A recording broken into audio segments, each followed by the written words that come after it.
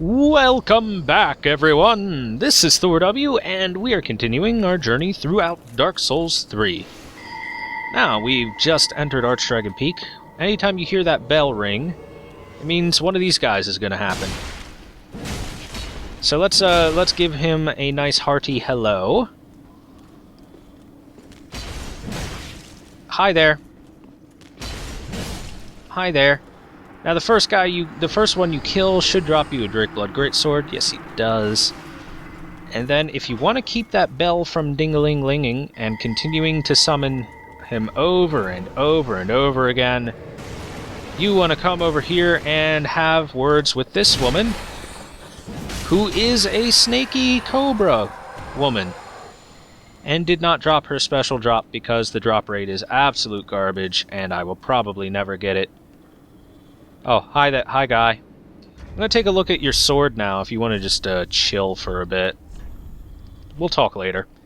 Alright, Drakeblood Greatsword or something like that. Oh, yep, Drakeblood Greatsword. Greatsword wielded by an order of knights who venerate dragon blood. They worship the dragons. This sword, its blade engraved with script, symbolizes dragon blood, inflicts magic and lightning damage with the stance skill. So yes, it does a little bit of magic and a little bit of lightning bonus damage, at the cost of some physical damage capabilities. Oh, I guess I'll say hi to him again. Hey you. Come here. Take this. Oh, he got flipped into the air like a pancake! That's beautiful! Come here! Let me do it again! Let me do it again! Yeah! I can't hit him when he's on the ground, though. Oh, I wanted it again. I guess we'll just do a small one. Bye-bye! This is back at the Archdragon Peak, the boss fight area. This is right where the ladder is, so I don't really need to go back there. We've closed off that area as an area to look at. I was expecting an ambush. Oh wait, it's here, isn't it? Yep. Okay, so these enemies are super freaking awesome. Lore-wise. These are basically dragons. These are the closest thing that we have ever gotten to a real for reals dragon. They have stone scales, they breathe fire. These are more like larval kind of versions. Stone scales, they breathe fire, they are weak to lightning, and a little bit weak to magic as well.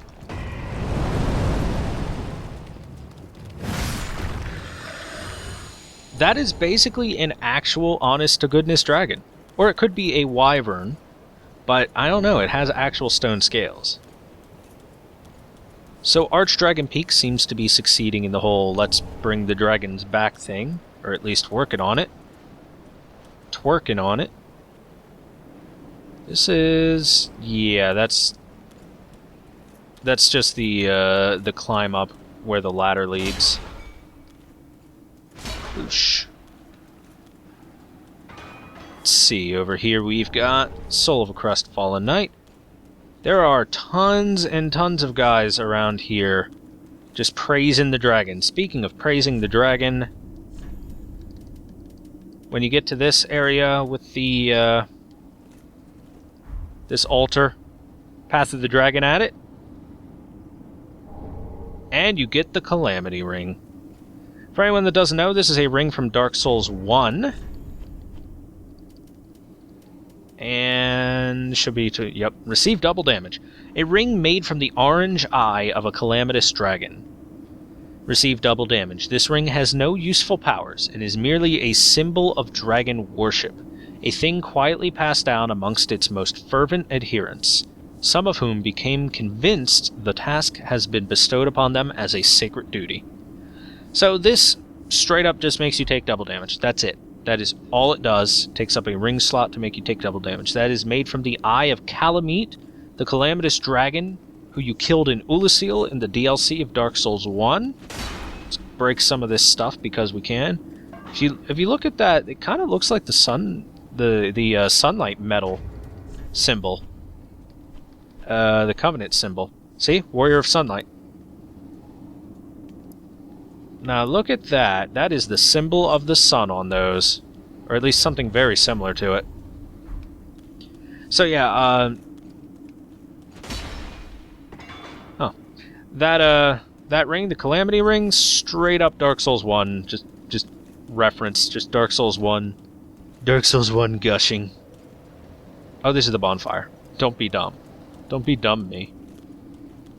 Okay then.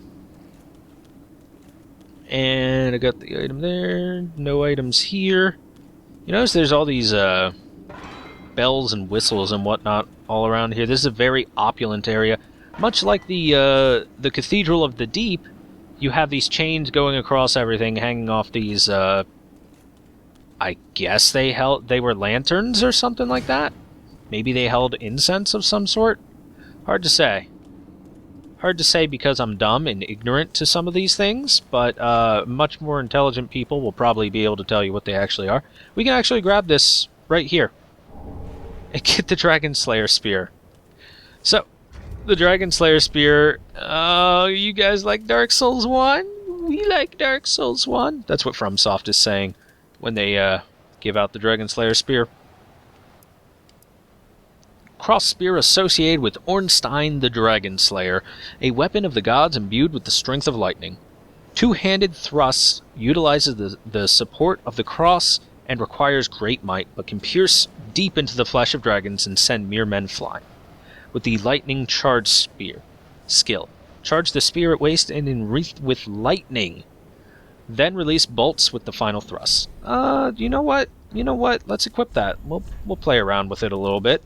It's going to be +0, so I'll probably do less damage, but we'll walk around. And it being a spear means that we can hold our shield out while we attack, while we thrust.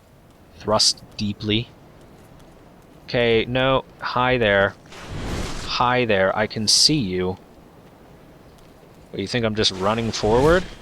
Like some sort of ignorant bitch? This is the late game. Wow, that does, like, no damage by comparison. It takes 4 swings to equal 1 swing of my Black Knight Greatsword. Unless we charge an R2.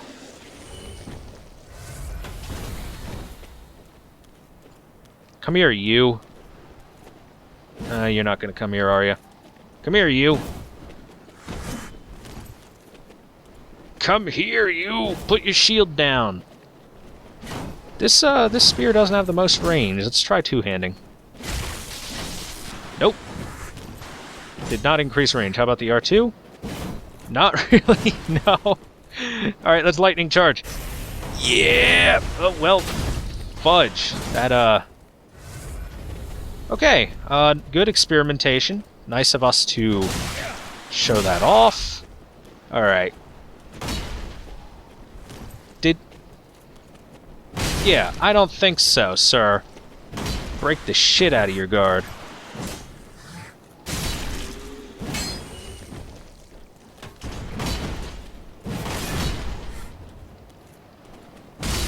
That's what I thought.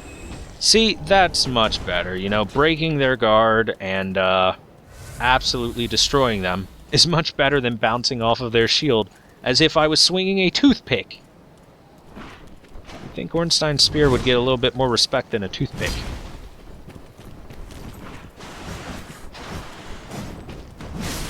Got him. Got him. Eh.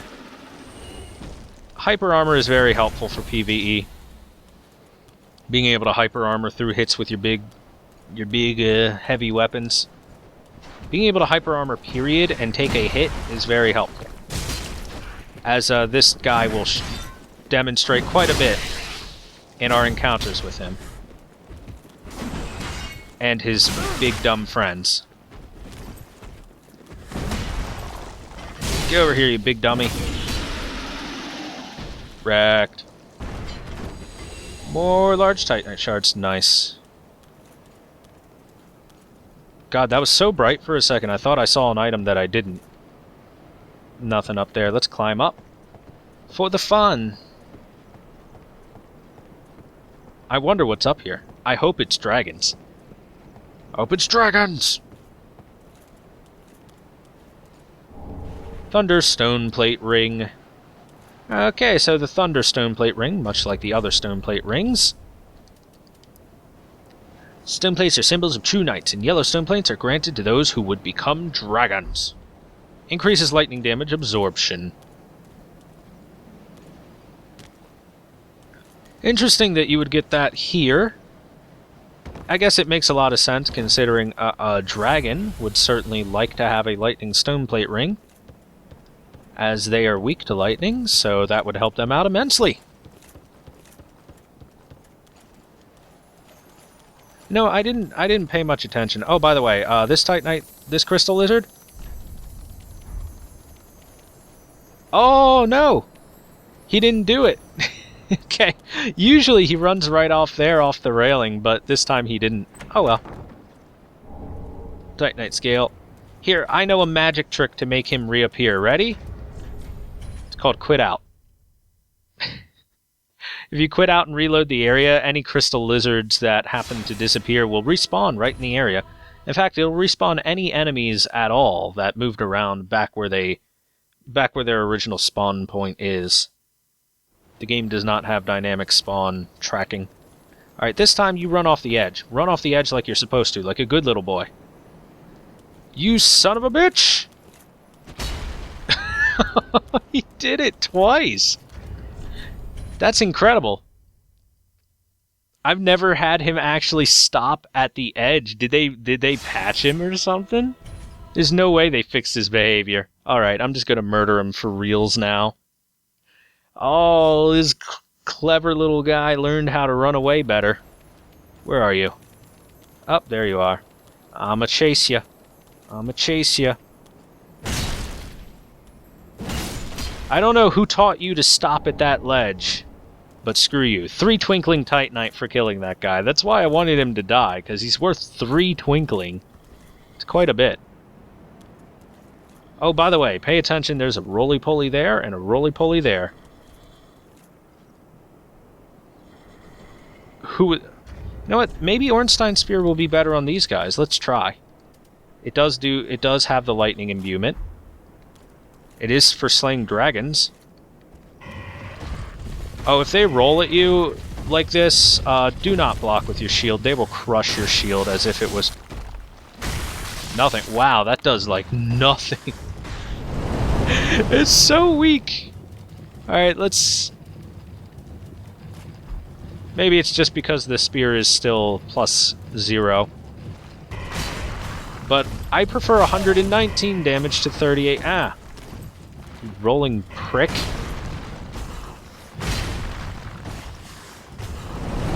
I bet I can flip you in the air too, you bitch. Oh, I can. Unless that was just his death animation. You know what? Luckily, we have another one ready to test.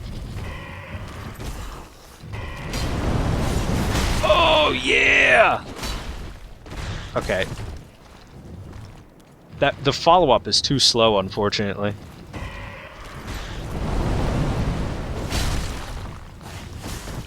Ow. that little annoying thrust that he does where he just headbutts you. He's just like, screw you, mate! Alright, so we pillage the soul of a weary warrior, and then this guy shows up. Hi! Again. Lag! No! Okay. We lagged a little bit there.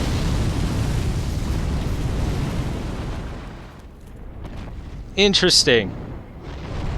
I've never had that happen before. You know what? Let's set our quality back down to low to make sure that things are fixed. Okay then. That's the first time ever that part has lagged like that. Okay. So, you'll notice I ran up this area over here. If you go up the stairs on the right, the obvious area, you see there are 1, 2, 3, 4 roly-poly enemies. Look at that, 4 of them. What a freaking trap. Well then. That hit me. Nice blood streak. We will stop looking at them. Because they don't like it. They really don't like it when you look at them, apparently. Oh, another summoner. And her summon comes in right here. Hi, guy. How'd that ass feel? Okay, yeah, thanks for the chasers. Thanks for the chasers, you bitch. Alright, and that guy is actually kind of special. In Dark Souls 1, it's Rickard! And he gives you Rickard's Rapier. Give me the Medicant Staff! Do it? You didn't do it. Oh, she summoned him in again.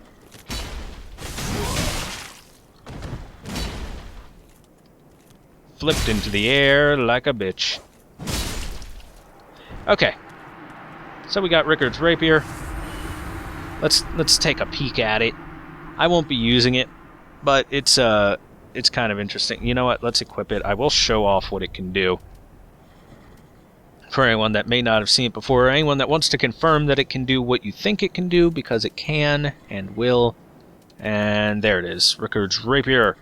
A strikingly decorative rapier of an undead prince spoken of in ancient stories. Although many of the tales surrounding the prince are questionable, this thrusting weapon suggests that the stories of his graceful technique were in fact true. Skill, Rickard's lunge and press. Assume a quick stance, lunge forward, and execute a stunning chain attack. Sustain the offense with the strong attack. So, standard rapier moveset on the R1 and the R2. Actually, slightly more thrust on the R2, so it's got a slightly better R2. R1 stays the same. R2, once again, all about the thrust. Rickard's Rapier is all about the thrust, and then our stance. Like that, and if we press it forward... Very lovely. Beautiful. It's got a lot of wind-up time, and if you get hit, it kind of stops your attack. But other than that, it's a rather nice weapon.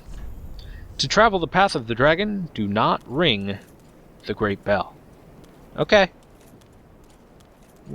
We will not ring that great bell. Not at all. We will come over to this bonfire, have a seat, see that I have 200,000 souls, apparently. Did I pick up anything else? I felt like I did. Maybe I didn't. I guess I didn't. However, I wanna pop this coin. I wanna go run over to this dragon girl. We will try one more time for the Medicant Staff, and if I don't get it, well, we'll look at it in the future. Take this! Well, that worked lovely. Notice she has Cobra face, and Cobra mask, and an outfit that we can't get because all she drops is a staff. Or he. It. All it drops is a staff.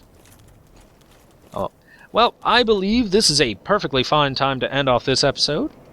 We are advancing through Archdragon Peak nicely. This is actually a very large side area. Like, the Consumed King's Garden was tiny, but it did have the untended graves behind it. But they're kind of like two different areas. But Archdragon Peak, this all feels like one contained area, even though it does have multiple bonfires. Anyway, it feels kind of big, so we will continue our journey through this big EA big episode area later. Thanks for watching, guys. I'll see you next time, and bye-bye, everyone. We'll wave. We'll wave. We'll wave. Bye-bye. Bye-bye. Thrusting attack in your face!